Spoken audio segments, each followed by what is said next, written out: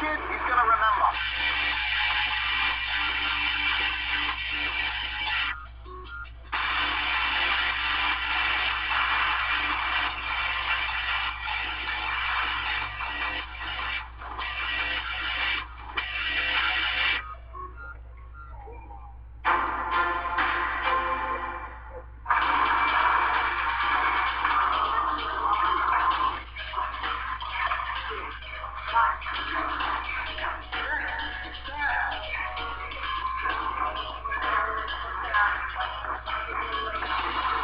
A lot of people ask, dude, what do you do for your condition? How can we never get tired and stuff like that? And I tell them the same thing. I'm like, if you can't go 15 or 25 minutes hard, you're in the wrong sport. You need to go do something else. You know, it's probably not for you. It's pretty simple, you know, equation. It's not, there's no science behind it, really.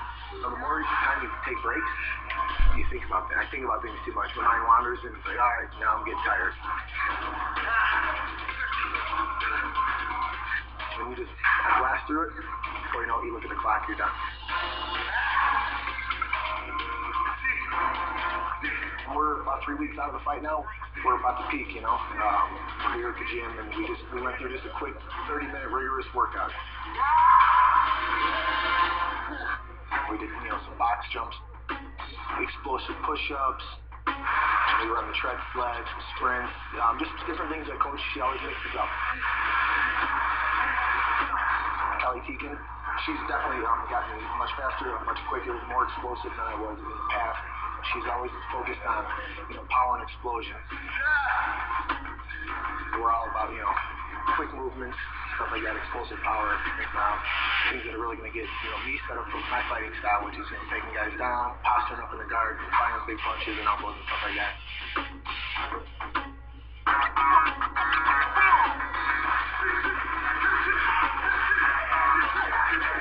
Since I've been, you know, at Greg Jackson, Michael Jones, I feel a more polished fighter. They're not trying to reinvent the caveman or reinvent the wheel, you know what I mean? They just know I have a lot of skills.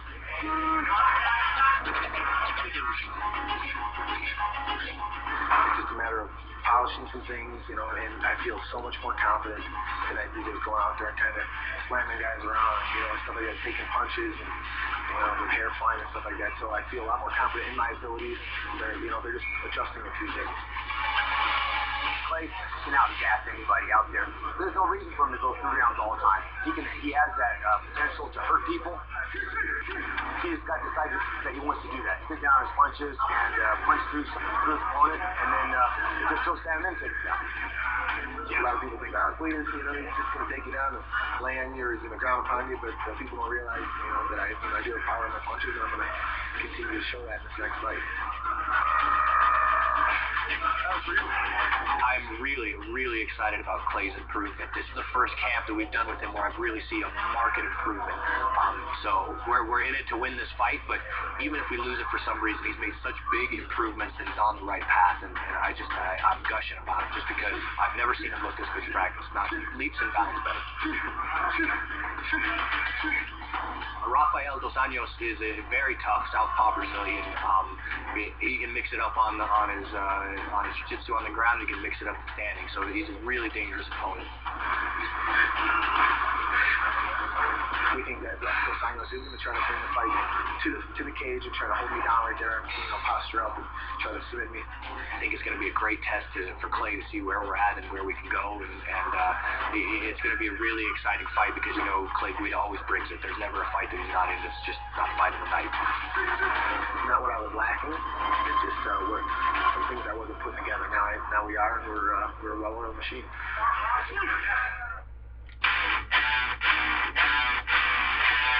UFC welterweight John Fitch, and I'm going to show you a transition off of a triangle if I can't finish my triangle. So I get into my triangle position here, and this guy's smart and has a solid defense. His head's up, his elbow's in. I can't get to the other leg to finish. He's got blood going to his brain on this side of his body, so he's going to be able to wait me out here. If I hold this too long, my legs will get tired, and he'll be able to ground and pound me out. So from here, I want wrist control, and then I want to come and attack under his leg here, from the calf towards the foot. Once I get to here, I'm going to kick and extend my left leg to create distance and isolate the right side of his body. He's got no post on the right side of his body now. From here, I continue to kick and take the leg over my head, keeping wrist control, sitting up. From this position, I want to sit back towards the leg and take side control. Doing damage on both.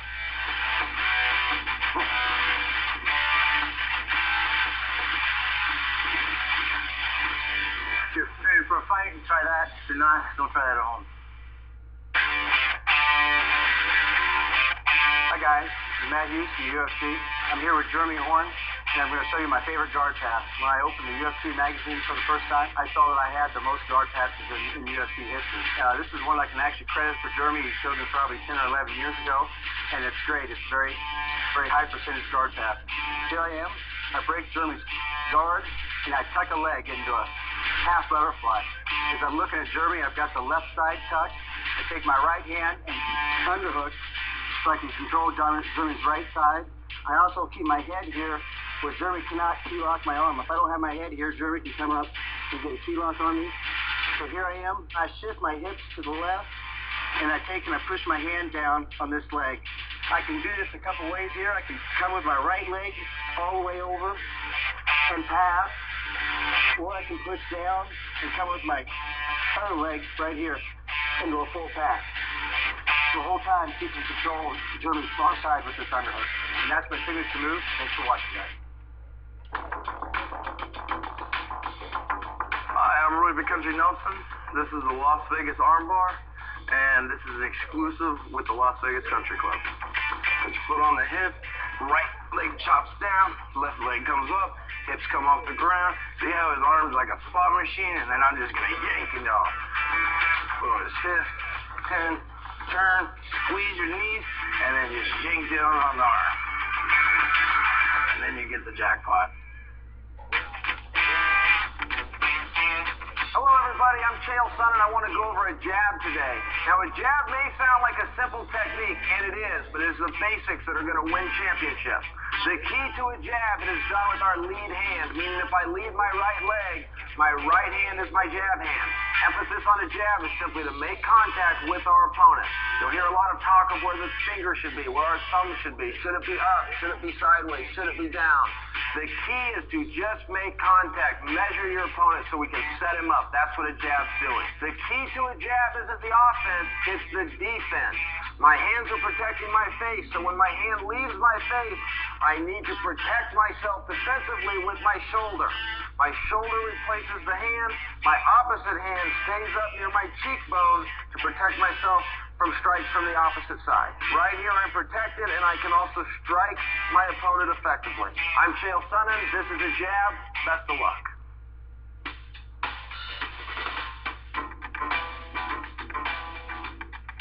Hey guys, it's Roy Nelson here, day of weigh-ins.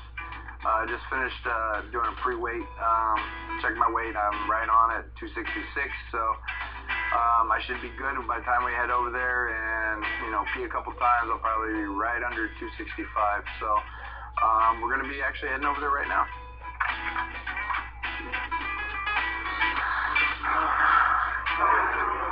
I am looking for you. I heard you lost some weight. I have to. How much you lose? 2 pounds? No, I should be right on right now.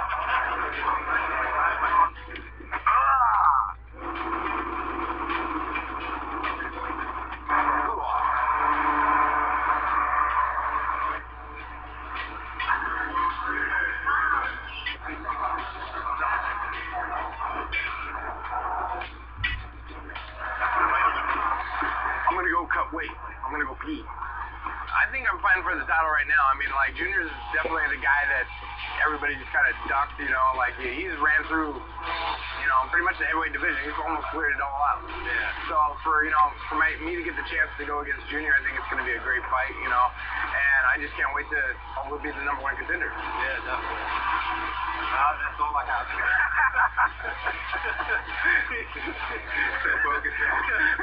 What do you think about your opponent? Strike force. I'm not sure, to be honest with you. In fact, I'm not even training for him. So why are you here? You know what? Just wanted to check out some fights. I don't know. I asked somebody if I get a ticket, and they gave it to me. We're ready to roll. Did you follow Dana on Twitter to get it? Yeah, I met him at the mall. You want to do a real interview? Yeah, we're gonna switch it up. Hey. If you want, Roy. If you want.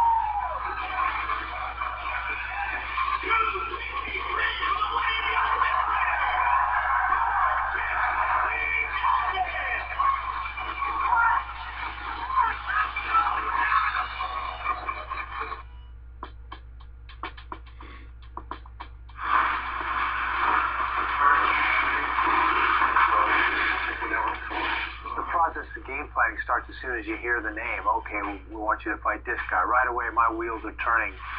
Most of the people I fight, I know, I've seen, I've watched them fight. I immediately have an idea in my head of what their style is.